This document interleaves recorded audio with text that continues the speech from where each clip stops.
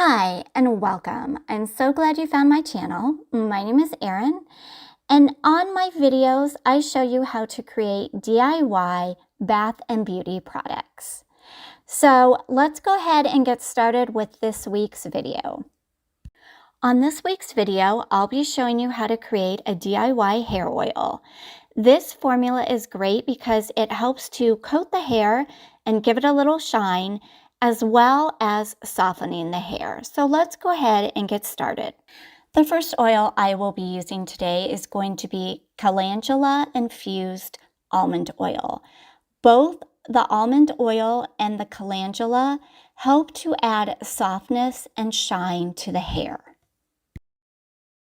If you do not have calendula infused almond oil, you could do what I have done in the past, and I have actually just infused some calendula petals and some almond oil for 4 to 6 weeks.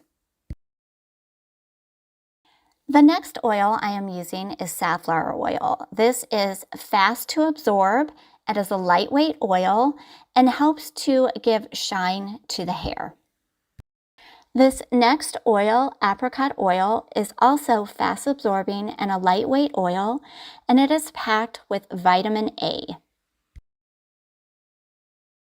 To give this hair oil a nice floral scent, I will be adding some geranium essential oil. This is great for dry, normal, and fine hair. The next essential oil that I will be using has a nice citrusy scent to it.